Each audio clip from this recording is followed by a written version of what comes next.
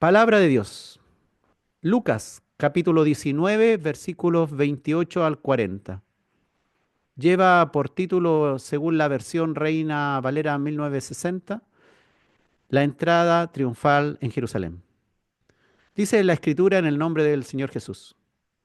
Dicho esto, iba adelante subiendo a Jerusalén. Y aconteció que llegando cerca de Betfagé y de Betania, al monte que se llama de los Olivos, envió dos de sus discípulos diciendo: Id a la aldea de enfrente, y al entrar en ella hallaréis un pollino atado, en el cual ningún hombre ha montado jamás. Desatadlo y traedlo. Y si alguien os preguntare, ¿por qué lo desatáis? Le responderéis así: porque el Señor lo necesita.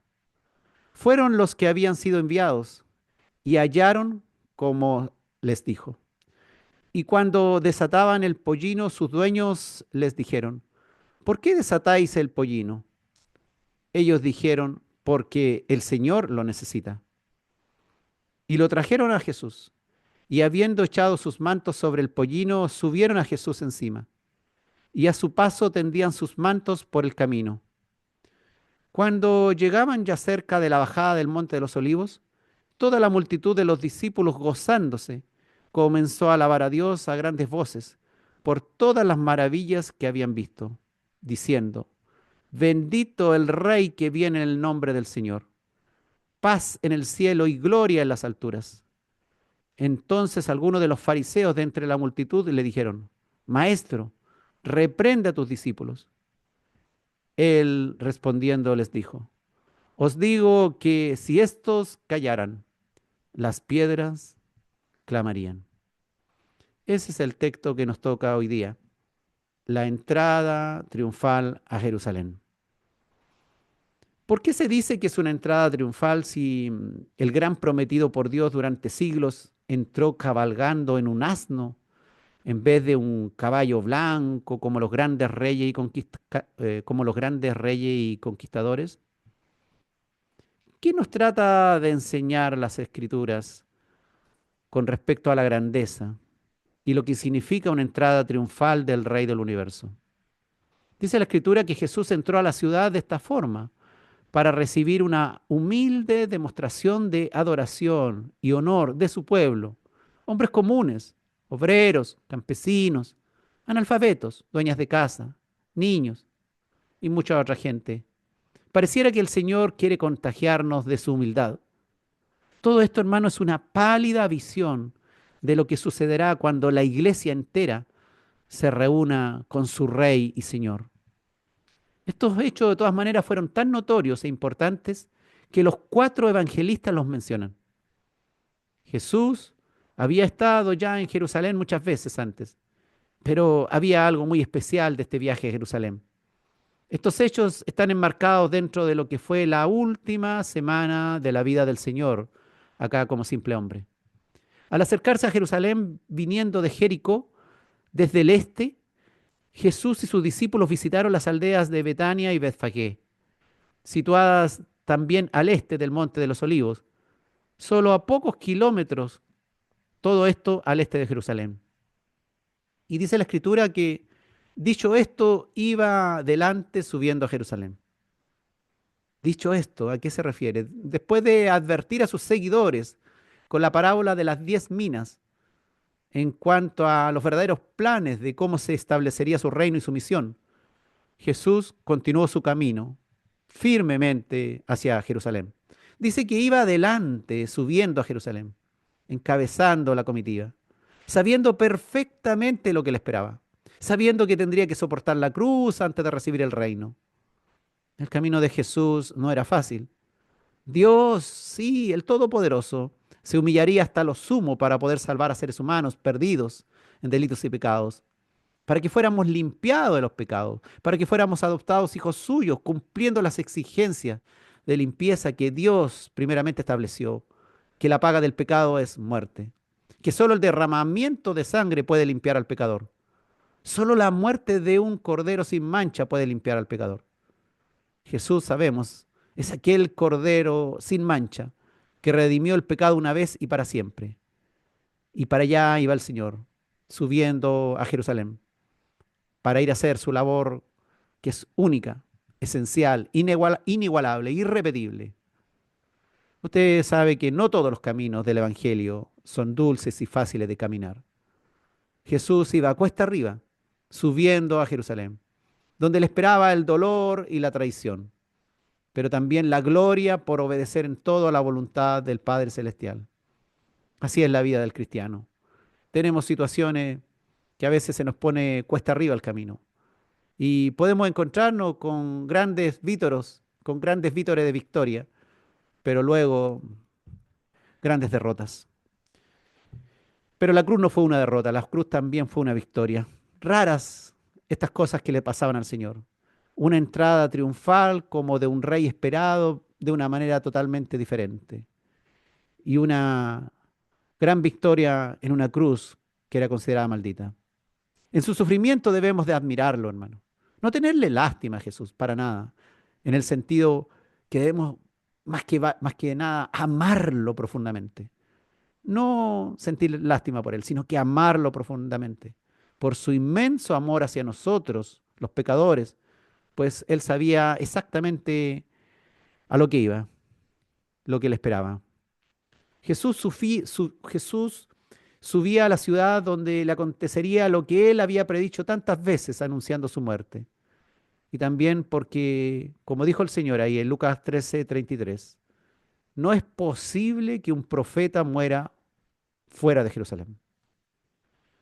El apóstol Juan en su evangelio dejó claro que los principales sacerdotes habían dado una orden en contra del Señor Jesús antes de la fiesta de la Pascua, por si venía a Jerusalén. Ahí en Juan 11:57 dice la escritura que los principales sacerdotes y los fariseos habían dado orden de que si alguno supiese dónde estaba, lo manifestase para que le prendiesen. Y para allá iba subiendo el Señor, sabiendo a lo que iba. Y dice la escritura ahí en Lucas capítulo 19, versículo 29. Y aconteció que llegando cerca de Betfagé y de Betania, al monte que se llama de los Olivos, envió dos de sus discípulos. Cuando se encontraba cerca de los poblados de Betania y Betfagé, que estaban al este de Jerusalén, a una distancia de unos 15 kilómetros, empezó él mismo a hacer los preparativos para que las escrituras se cumpliesen. Y escogió dos de sus discípulos. Estos fueron los elegidos para cumplir con tal misión.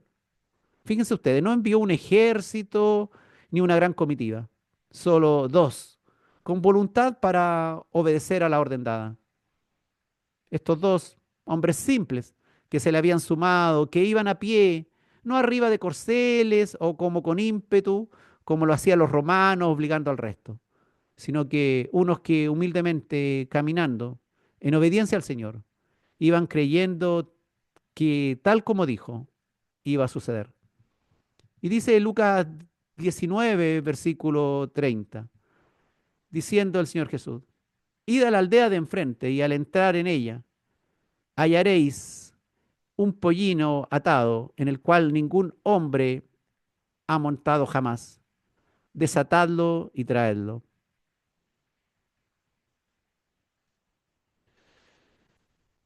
Destaquemos en estos versículos el perfecto conocimiento de nuestro Señor Jesucristo. Vemos que describe lo que verían y oirían con tanta seguridad como si todo ya hubiese ocurrido o estaba perfectamente planeado para que la operación tuviera pleno éxito. Es que Dios no improvisa, hermano. Él tiene conocimiento de todo. Él estuvo en tu pasado, está en tu presente y ya estuvo en tu futuro. Puedes confiar plenamente en Él. Jesús habla como alguien ante quien todas las cosas están desnudas y abiertas, como alguien cuyos ojos estaban en todo lugar, como alguien que conocía las cosas invisibles así como las visibles.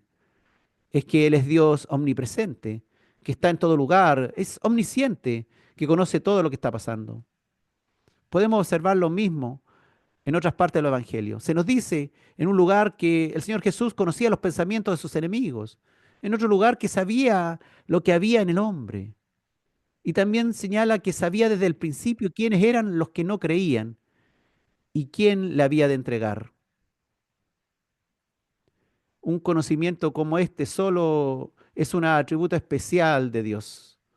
Pasajes como estos tienen el propósito de recordarnos que el hombre, Jesucristo, no es solo un hombre, es también Dios Todopoderoso, bendito por los siglos, como dice Romanos capítulo 9, versículo 5, y de los cuales según la carne vino Cristo, el cual es Dios sobre todas las cosas, bendito por los siglos. Amén. Aquí hay un versículo donde dice que Cristo es Dios sobre todas las cosas. Aquí hay un versículo bien claro cuando alguien le pregunte, ¿dónde dice la Escritura que el Señor Jesús es Dios? Bueno, hay muchos lugares, pero Romanos capítulo 9, versículo 5. Dice la Escritura que cuando Jesús estaba en Betfagé, envió a dos de sus discípulos para que le trajeran un pollino de asna, es decir, un asno muy joven que nunca había sido usado para la carga. El Señor necesitaba el asno, no porque estaba cansado de viajar a pie tantos kilómetros desde Galilea a Jerusalén, sino que era para que se cumpliesen las Escrituras. El profeta Zacarías vivió unos 500 años antes de Cristo, y en Zacarías 9:9 está escrito: Alégrate mucho, hija de Sión. Da voces de júbilo, hija de Jerusalén. He aquí tu rey vendrá a ti, justo y salvador, humilde y cabalgando sobre un asno, sobre un pollino de asna, sobre un pollino hijo de asna. Increíble, hermano. 500 años antes de Cristo. Dios ya había avisado lo que sucedería. En lugar de venir a caballo como un general conquistador, el rey justo y salvador entraría en un pollino de asna, como era costumbre en la realeza. Él vino a Jerusalén como el príncipe de paz. El asno, usted sabe, era el monte de un hombre de paz, un mercader, un sacerdote. Ningún conquistador iría cabalgando sobre un asno. Un rey podía montar un asno en ocasiones, pero era más probable que apareciera en un poderoso caballo de guerra, como señal de dominio, con autoridad, con poder, y así entraban a las grandes ciudades. Pero Jesús eligió lo más simple, un justo Salvador, humilde, cabalgando sobre un asno. Eligió lo más simple, lo menos apoteósico en su primera venida, pues aquí no vino a aplastar a sus enemigos, sino que vino a salvarnos a todos, a dar a conocer el amor y la gracia y el perdón de Dios. Pero lamentablemente no todos recibirán el regalo. Y dice Lucas capítulo 19, versículo 31. Y si alguien os preguntare, ¿por qué lo desatáis? Le responderéis así, porque el Señor lo necesita. El Señor Jesús tiene un conocimiento pleno de todas las cosas. Él es Dios omnipresente. Sabía dónde estaba el animal y que al momento que los discípulos llegaran a él estaría atado y sus dueños preguntarían, como afirma otro evangelista. Sabía que era un asno, que jamás había sido montado. Conocía perfectamente la vida del asno. Les da orden de traérselo a él. Podemos suponer que el dueño del pollino de asna conocía al Señor, pues no por muy famoso que fuera, difícilmente alguien pasaría su asno a un extranjero que va de paso. Pero veamos claramente que la manera autoritaria en que Jesús pide este animal muestra que Él tiene derecho a ser obedecido, aún en los asuntos más simples, más cotidianos de la vida. Dice la escritura ahí en Lucas capítulo 19, versículo 32. Fueron los que habían sido enviados y hallaron como les dijo. Aquellos discípulos enviados a tal misión pudieron comprobar que todo era verdad, tal cual lo había dicho el Señor. Qué alegría, hermano, ver lo que Dios ya nos dijo que iba a suceder. Qué tremenda experiencia de aquellos dos. El Señor les dijo, va a suceder tal cosa, van a encontrar el pollino de Anna, va a aparecer alguien, le van a preguntar, ustedes le van a responder esto. Y todo sucedió tal cual. Qué gozo ver cuando se cumplen las cosas que Dios ya nos dijo que iban a pasar. Es el gozo de los que son enviados por Dios, de los que obedecen a su llamado, que podrán ser testigos de las promesas cumplidas. Si nosotros obedecemos el llamado del Señor, seremos testigos de sus promesas. Hay algo, hay algunos que necesitan ver para creer las promesas del Señor. Es bueno poder ser testigos de sus promesas cumplidas. Pero aún mayor es seguir creyendo que así sucederá, aún sin haber visto cumplir la promesa. Gloria a Dios cuando seguimos creyendo sin haber visto. Dios se agrada cuando le creemos y cuando estamos prestos para dar los pasos que Él nos indica. ¿Estás dispuesto a dar los pasos que el Señor ha requerido de ti? Dice que cuando desataban el pollino, sus dueños les dijeron, ¿por qué desatáis el pollino? Y ellos dijeron, porque el Señor lo necesita.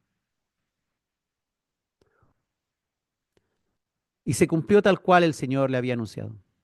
Hallaron tal pollino de asna y aparecieron personas a preguntarle las motivaciones. Normalmente, hermanos, animales como los burros, que eran usados más bien para los pobres, y los caballos, que eran usados más bien por las personas más adineradas, eran puestos a disposición de los viajeros por un precio, pero en ocasiones podían ser prestados por un corto periodo de tiempo. Y esto es lo que el Señor pidió. Sabemos que Jesús, como Dios Todopoderoso, no necesita nada de nosotros, pero hecho hombre tuvo necesidades que satisfacer para cumplir su plan perfecto. Hoy nosotros, como su cuerpo presente en la tierra, debemos cumplir ciertas tareas para suplir las necesidades de la iglesia del Señor y que se lleve a efecto el plan de Dios para la humanidad. Jesús como hombre necesitaba un asno, pero como Señor lo ordena y se debía obedecer a ese requerimiento. Él es dueño de todas las cosas, porque para Él fueron creadas, así dice la Escritura. Por Él y para Él fueron creadas todas las cosas. Por lo tanto, si el Señor te pide algo, debieras estar dispuesto a entregarle lo que le pertenece. Pues todo lo que tenemos en esta vida no es verdaderamente nuestro. Porque cuando nos vamos no podemos sacar nada de este mundo para llevarlo a la vida venidera. Ni nuestros calzones, ni nuestros zapatos, ni nuestros calcetines. Nada es nuestro. Todas las cosas son de Dios. Ni nuestro cuerpo, alma o espíritu nos pertenece. Entonces, con un corazón sumiso, presentémonos ante Dios y respondamos solícitos a sus requerimientos. No siempre pidiendo cosas al Señor, sino que también dispuestos nosotros para entregar a Él lo que transitoriamente hoy nos pertenece. No presentándonos ante Dios todo el tiempo como alguien que exige algo o que cree merecer algo de Él, sino como uno de los suyos, como un discípulo que sabe que todo le pertenece a Dios, aún, aún hasta el respirar, hasta los latidos de nuestro corazón. Por lo tanto, si el Señor nos pide algo, ¿nos ofreceremos al Señor? ¿O empezaremos a cuestionar o a buscar excusas? Jesús, hermano, puede requerir de nosotros solo un breve servicio, algo pequeño, y el que lo acepte y coopere con el plan de Dios. Claro que sí agradará al rey, estará unido a él en un mismo sentir. Aquel hombre que facilitó su asno, lo que él hizo fue algo que no le costó mucho, pero vaya que fue útil en el plan de Dios. A veces el Señor no nos pide grandes cosas, pero debemos estar prestos para servir en todo momento al Señor. Fíjense usted que este asno pasó a la historia. No conocemos su nombre, pero su breve servicio ha sido examinado por millones de personas a lo largo de siglos. No necesitamos tal vez hacer obras gigantes, sino que a veces solo haciendo el aporte necesario, lo que Dios desea en el tiempo preciso, aunque no sea mucho, pero será de gran utilidad y relevancia por mucho tiempo si no ponemos objeción, si no ponemos ningún obstáculo, si somos prestos para responder al llamado del Señor. Si aquel dueño del asno hubiese dicho, ya, pero hoy día lo estoy ocupando, así que mañana lo tengo disponible, ya no hubiese podido participar del plan de Dios. El Señor a veces quiere que respondamos hoy, no mañana, hoy, hoy. Como dice el dicho, no dejes para mañana lo que puedes hacer hoy. A veces son cosas pequeñas, como le digo, lo que nos pide el Señor, pero es ahora, ya. Aparentemente había un acuerdo de Jesús con los dueños del animal, sugieren algunos. Pues pareciera que en algún momento ya se sabía que el Señor se los pediría, pero no sabemos mayores detalles. Nosotros sabemos que debemos, sí, estar dispuestos para hacer nuestra parte cuando Él lo requiera. Es bueno cooperar con la causa de Cristo. Es bueno cooperar en los negocios del Padre para que se cumpla su perfecta voluntad. Solo los que estén dispuestos y no presenten ningún tipo de objeción u oposición podrán integrar el equipo que se somete a los planes de Dios. De eso debemos estar seguros. ¿Queremos pertenecer a ese equipo? Dice la Escritura que lo trajeron a Jesús y habiendo echado sus mantos sobre el pollino, subieron a Jesús encima. Los discípulos mostraron su respeto y admiración al Señor echando sus mantos sobre el animal, algo así como una improvisada montura. No cuestionaron su decisión ni sus planes. Sencillamente siguieron con el juego, aunque tal vez no entendían muy bien lo que iba a ocurrir ni lo que representaba todo esto. Es que no necesitamos que se nos explique todo lo que va a pasar. No necesitas saber que la palabra de Dios te explique los detalles de todo lo que va a ocurrir en tu vida. Simplemente debes creer. Simplemente debes seguirle el juego al Señor y hacerle más grato todo. Y dice la Escritura que a su paso tendían sus mantos por el camino. Esta entrada a Jerusalén ha sido llamada entrada triunfal o el triunfo de Cristo. Para un rey actual tal vez es algo de muy poca cuantía, muy poca importancia, algo demasiado pobre, con mucha escasez de recursos y poca preparación. Para un rey actual falta una empresa de evento organizando todo. Faltan los guardias oficiales, la banda de honor, el recibimiento de un cuerpo de la policía o del ejército. Falta mucho presupuesto en realidad. Faltan varios millones de dólares para que la ceremonia realmente fuera apoteósica y se llamara entrada triunfal. Pero Dios hace como quiere. No necesita, ni necesitaba en aquel momento hacer todo un tremendo movimiento de personas preparándolo todo a la perfección. Algún día, sí, es verdad, algún día seremos testigos de cosas maravillosas. Quedaremos con la boca abierta, admirados. Algún día seremos testigos de la gran cena de la boda del Cordero. Y cómo millones alaban a Dios por los siglos de los siglos. Y veremos miles de ángeles y los ancianos y mucho esplendor y gloria en cada detalle. Pero aquí a la entrada de Jerusalén se estaban cumpliendo las escrituras, que el Salvador justo y humilde entraría montado en un pollino de asna. Esta entrada del Señor en Jerusalén en el siglo I fue de hecho el triunfo de la humildad sobre el orgullo y la grandeza, y la grandeza mundana.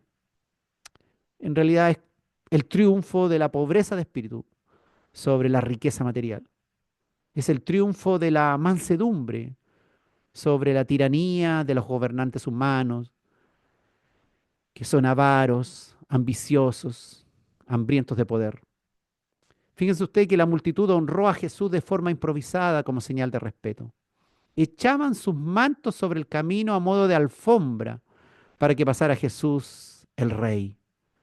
Y los pobres y los humildes del pueblo se alegraban de ver al que admiraban y creían que los podía salvar de sus enemigos los romanos, aunque claramente no entendían su misión de salvarlos primero del pecado, de salvarnos a todos de nuestro primer enemigo, la muerte eterna. Y dice la escritura ahí en Lucas capítulo 19, versículos 37 y 38, que cuando llegaban ya cerca de la bajada del monte de los olivos, toda la multitud de los discípulos gozándose comenzó a alabar a Dios a grandes voces por todas las maravillas que habían visto, diciendo, bendito el Rey que viene en el nombre del Señor, paz en el cielo y gloria en las alturas. Llegando ya cerca de Jerusalén, aproximándose a la bajada desde el monte de los olivos a la gran ciudad, la multitud de los discípulos comenzó a encender el ambiente festivo y dieron vítores de júbilo y empezaron a alabarle por las maravillas y todos los milagros que habían visto todos estos últimos 3 años. Le alababan como uno que venía por orden de Dios. Bendito aquel que viene en el nombre del Señor, decían. Le proclamaban como el Rey de paz que recibe del cielo gloria del Padre y que ahora ofrece tiempo de paz y grandeza para el que cree en Él. Hermano, la idea de un rey victorioso entrando a la ciudad conquistada era algo bien conocido en aquel tiempo. Típicamente un rey victorioso entraba a la ciudad escoltado por ciudadanos de su reino y su ejército. Mientras entraba, se entonaban canciones en honor y aclamación para el conquistador, quien llegaba con símbolos de victoria y autoridad. Finalmente entraba en el templo de la ciudad y ofrecía un sacrificio para honrar a sus dioses. Eso era lo que hacían los grandes reyes en aquellos años. Pero Jesús entró como un príncipe de paz, no en pie de guerra, sino como un rey manso montado en un asno pequeño. Jesús entró a Jerusalén con una escolta relativamente humilde y sencilla, y con cantos, sin un gran presupuesto. Los únicos símbolos de su poder era un humilde burro que ni le pertenecía, y cientos de pobladores que lo aclamaban de una manera espontánea. No había nada preparado. Al entrar a la ciudad no ofreció sacrificios, pero desafió a la autoridad religiosa reinante. Reprendió a los escribas y fariseos y limpió el templo que estaba atestado de mercaderes. No cuestionó a los gobernantes ni trató de derrocarlos como ellos suponían. Se sometió a la autoridad romana y nada dijo contra el imperio romano como ellos pensaban. Hoy día los cristianos celebran este acontecimiento como el día Domingo de Ramos, que es el domingo anterior a la muerte y resurrección de Cristo. Se le llama comúnmente así, Domingo de Ramos, donde personas recuerdan este evento y especialmente en la Iglesia Católica las personas llevan ramos en sus manos como señal de recuerdo a este evento. En la Iglesia Evangélica poco se celebra esto, en general ni se recuerda, pero podemos hablar de esta palabra y podemos obtener enseñanza en las Escrituras. En la entrada del Señor a Jerusalén, la gente estaba a lo largo del camino, alabando a Dios, agitando ramas de árboles y tendiendo sus mantos delante del pollino a medida que pasaba. ¡Larga vida al rey!, pareciera que dijeran. Gritaban de alegría porque sabían que Jesús cumplía la profecía de Zacarías 9:9. Ese alégrate mucho, hija de Sión. Da voces de júbilo, hija de Jerusalén. He aquí tu rey vendrá a ti justo y salvador, humildemente y cabalgando sobre un asno, sobre un pollino, hijo de asna. Este era un claro anuncio de que él era en realidad el Mesías, el cumplimiento de la promesa de Dios. Pero no todos lo entendían de esa forma. En realidad eran muy pocos los que a esa altura no entendían algo. Hermanos, Dios escogió la fecha precisa cuando los judíos de diferentes lugares venían a Jerusalén a celebrar la Pascua. Usó un lugar muy visible en el que una gran multitud lo viera para dejar esta huella en la historia, que las profecías se habían cumplido en él, que su misión era inconfundible. Así hace Dios. Busca el tiempo preciso para que se cumplan sus promesas. Él es fiel y no dejará ninguna de ellas sin cumplir. Puedes confiar en Dios. En el tiempo apropiado Dios aparece y entra triunfante a cumplir sus promesas. Dice en la Escritura que las multitudes estaban entusiasmadas, sospechaban que con esto había una prueba evidente de que su liberación estaba cerca. Pero no era la liberación que les entregaría el Señor. El poderoso Jesús se levantaría como rey y los romanos invasores serían expulsados de sus tierras. En eso pensaban ellos. Pensaban que gobernarían con el poder de Dios en la tierra dentro de muy brevemente. Pero todas sus conclusiones eran erradas. Fueron testigos de este hecho, participaron activamente, alabaron espontáneamente a su futuro rey. Pero se equivocaron rotundamente en que ese no era el tiempo ni la forma de cómo sucederían las cosas. Necesitaban primero ser perdonados, limpiados, redimidos, restaurados, transformados por fe, santificados, no por genética judía, no por fuerza militar, no con ejército, ni con espada, sino que con arrepentimiento, con fe, para lograr tener participación eterna en el ejército y en el reino de Dios. La multitud de hermanos que alababa a Dios para darles un rey tenía un concepto erróneo de Jesús. Estaban seguros de que sería un líder nacional, que restauraría la nación en su gloria inicial. Y esto demostraban que eran sordos a las palabras de los profetas, ciegos a la verdadera misión de Jesús. Fíjense ustedes, días más tarde, menos de una semana, cuando llegó a ser evidente de que Jesús no cumpliría con sus esperanzas, se volvieron en su contra y gritaron, crucifícale delante del gobernador Poncio Pilato. Muchos de aquellos tal vez que estaban allí, alzando sus palmas, poniendo sus mantos en el suelo, también gritaron, crucifícale. Es que somos tan cambiantes en la vida. Hoy día estamos gozosos porque estamos escuchando palabra de Dios. Mañana tenemos un problema, tenemos una situación, nos sentimos decepcionados con Dios y ya no estamos muy contentos con el Todopoderoso. Dice la Escritura que entonces algunos de los fariseos de entre la multitud le dijeron, Maestro, reprende a tus discípulos. Hermanos, la alabanza de la multitud puso nerviosos a los enemigos de Jesús, que eran los propios sacerdotes, que se quejaron por los honores de Mesías y Rey que se le estaba ofreciendo en forma espontánea. Para los fariseos esta alabanza era inaceptable, una verdadera blasfemia, atribuyéndole carácter divino a un simple hombre. Según los líderes religiosos, Jesús debía prohibir a sus discípulos que le honraran de esa manera. De este modo ellos mostraban claramente que no le aceptaban como el ungido de Dios. No creían que era el hijo de David, que esperaban hace siglos. Claramente los fariseos no creían en él y tampoco querían alborotos que trastornaran a la autoridad religiosa, que disfrutaban, ni menos querían verse envueltos en la fiesta de Pascua con problemas con los romanos que los dominaban como imperio. Los romanos podrían aplastarlos si se enteraban que ellos estaban proclamando otro rey sobre ellos. Por ello pedían a Jesús que hiciera callar a su gente. Y finalmente, en Lucas 19:40, dice que Jesús respondiendo les dijo, os digo que si estos callaran, las piedras clamarían.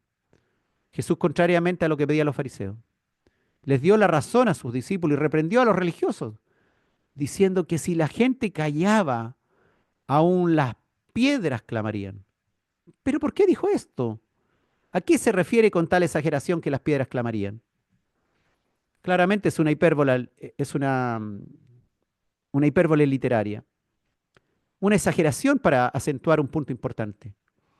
Enfatizar con algo imposible para validar lo que se ha dicho. Porque si callaban estos judíos, vendrían otros detrás de ellos, incluso los menos pensados, los gentiles, gente de otros pueblos que clamarían alzando su alabanza a él. Aún los pecadores más duros como piedra levantarían su voz alabándole. Prostitutas y publicanos le alabarían, que eran considerados verdaderas piedras de tropiezo para cualquiera. Esta, hermano, solo es una breve sinopsis de lo que será la investidura celestial del Señor con todo su pueblo escogido por la fe en Él. Esta fue una sencilla celebración espontánea de un pueblo anunciándolo como rey. Y de verdad estaba a punto de cumplir con todo el plan de Dios que establecía el reino eterno de Dios. Una razón más que suficiente del Señor para aceptar la alabanza de su pueblo, aunque fuera de una manera muy sencilla. Dios, hermano, mora en medio de la alabanza de su pueblo. Él se agrada cuando le alabamos. Que su grande nombre sea exaltado, que pueblos y naciones vitoreen su grande nombre y sus grandes maravillas. Que podamos mirar la naturaleza, que podamos estar en las montañas, en los ríos, en los mares, en cualquier lugar. Y podamos mirar hacia el cielo y hacia nuestro alrededor y ver las plantas, las flores, toda la creación de Dios y mirar nuestro cuerpo y decir, wow, Señor, alabado eres tú, honrado eres tú, qué grandes son tus maravillas. En aquel día Jesús fue adorado y no importó la opinión de los religiosos. Adora a Dios a tu manera, con todas tus fuerzas, con los recursos que tengas. Que nada importe lo que otros piensan de ti. Si te dicen que estás loco, que no te importe. Si te dicen que crees en cuentos de niños, sigue creyendo. Si te dicen que sueñas con cosas imposibles, sigue soñando. Alaba a Dios, adóralo, ríndete a Él. Y que ninguna opinión en tu contra por este motivo te llegue a importar. Generalmente Jesús hizo lo posible para evitar que las personas lo celebraran públicamente como el Mesías y contaran a todos el milagro que le había hecho. A varios le dijo eso. No se lo cuentes a nadie. Pero acá, en estos últimos días, acá en la tierra, la última semana de Jesús, Jesús se agradó de la adoración pública como Mesías, como el Hijo de David, porque había llegado aquel tiempo, el tiempo de ser adorado por todos. Dijo el Señor que las piedras clamarían. La idea de la creación misma alabando a Dios, hermano, puede parecer extraña, pero la Biblia habla de ello en algunos textos como los Salmos, donde dice que árboles, montañas, ríos, valles, animales, aves, el sol, la luna, las estrellas, todos alaben a Dios, que toda la creación le alabe. El Salmo 148, hermano, es maravilloso. Dice, alabad a Jehová desde los cielos, alabadle las alturas, alabadle vosotros todos sus ángeles, alabadle todos sus ejércitos, alabadle sol y luna, alabadle vosotras todas lucientes estrellas, alabadle cielos de los cielos y las aguas que están sobre los cielos. Alaben el nombre de Jehová porque Él mandó y fueron creados. Los hizo ser eternamente y para siempre. Les puso ley que no será quebrantada. Alabad a Jehová desde la tierra, los monstruos marinos y todos los abismos, el fuego y el granizo, la nieve y el vapor, el viento de tempestad que ejecuta su palabra, los montes y todos los collados, el árbol de fruto y todos los cedros, la bestia y todo animal, reptiles y volátiles, los reyes de la tierra y todos los pueblos, los príncipes y todos los jueces de la tierra, los jóvenes y también las doncellas, los ancianos y los niños, alaben el nombre de Jehová, porque solo su nombre es enaltecido. Su gloria es sobre tierra y cielos. Él ha exaltado el poderío de su pueblo. Alábenle todos sus santos, los hijos de Israel. El pueblo a él cercano. Aleluya, gloria a Dios. ¿Dedicamos tiempo de alabar a Dios? ¿O estamos tan metidos en nuestras cosas, en nuestras preocupaciones? Que cada día, a pesar de que tengamos nuestros problemas, nuestros asuntos, nuestras situaciones aún que no han sido solucionados, podamos alabar el nombre de Dios, podamos exaltar, encontrar en Él las maravillas del Rey que ha venido a nosotros, que se nos ha manifestado. Pero no fue necesario que aquel día las piedras alabasen, porque toda la multitud alabó a Jesús. Toda la multitud comenzó a alabar, dice, independiente de los problemas que ellos tenían aquel día. Aún así, todos lo adoraron. Debemos aprender esto, hermano, a alabar a Dios independiente de nuestras circunstancias. Dice la Escritura que a grandes voces por todas las maravillas que habían visto. Su adoración no era suave, sino que potente, dice la Escritura. El algarabío era notorio. La alabanza del pueblo fue evidente, no quedaron dudas. Muchos tenían grandes motivos personales para alabarle. Muchos podían recordar los milagros que habían visto hacer a Jesús, como la gran resurrección de Lázaro de entre los muertos. Ellos daban gloria por las grandes cosas que Dios había hecho en sus vidas a través de Jesús, por sus enseñanzas. A veces, hermano, no tenemos nada específico por lo que podemos alabar a Dios, pero aquel día igual podemos alabarle y no dejar de alabar a Dios cada día. Hermano, Jesús es Rey y Señor sobre el universo, sobre nuestra vida, y un día volverá. Y mientras vuelva, ¿qué haremos? ¿Esperaremos ese día para alabarle? No, hermanos, cada día. Aquel día cuando Él vuelva, millones le alabarán a una sola voz. Pero por el momento, en cada pecador redimido por su sangre, ahí en la cruz, Él espera su alabanza, Él espera tu adoración, voces de júbilo, voces de gozo. Él se goza cuando le das muestra de respeto, le cantas, le adoras, te dispones a recibirle con gozo, le sirve en las cosas pequeñas, te dispones en lo pequeño a servirle, cuando le das honor, cuando le muestras tu admiración, cuando eres obediente hacia toda su maravillosa obra y te humillas al sentir su presencia cerca y te conmueves y te mueves rindiéndote a Él para adorarle. Él quiere cada día entrar triunfalmente en tu vida desde la madrugada, desde el amanecer y hasta que te duermes. Y así sucesivamente. Debes saber, hermano, de que si no lo haces, hasta los que eran los más incrédulos y duros, considerados piedras frías e inertes, alzarán su voz antes que tú para permitirle una entrada triunfal a sus vidas rotas, que necesitan la restauración del Rey, el dominio del Señor que da la felicidad, que nadie más podría hallar. Si no somos capaces de obedecer a Dios en lo simple, en lo pequeño, no veremos las promesas de Dios. Si no queremos participar en los planes de Dios, no estaremos en la historia, no saldremos de la historia. Si el dueño del burro no hubiese querido prestar el burro, no estaría aquí en la historia. Si los dos discípulos no hubiesen querido ir, no aparecerían aquí señalados. Si toda esa gente se hubiese quedado callada y hubiesen estado más bien ensimismados en sus problemas y no hubiesen visto al Señor bajar, subir a Jerusalén, entonces se hubiesen perdido parte de la historia de la humanidad. ¿De qué nos estamos perdiendo hoy? ¿Seguiremos alabándole? ¿Le empezaremos a alabar de verdad? ¿O esperaremos que las piedras le alaben primero que nosotros? Oh Señor, te amamos, Señor, te adoramos. Gracias por tener la oportunidad de estar vivos, de pensar estas cosas, de meditarlas, de entenderlas. Gracias, Señor, porque nos das desde el soplo de vida cada día. Nos das la fuerza para pensar, para vivir, para existir. Gracias por tu perdón, por tu eterna misericordia, por tu amor, porque tus promesas son grandes. Señor, encárganos cada día misiones que cumplir, pequeñas cosas en donde podamos ser obedientes a ti y no cuestionemos nada. Y no cuestionemos absolutamente nada. Señor, gracias por tu enseñanza.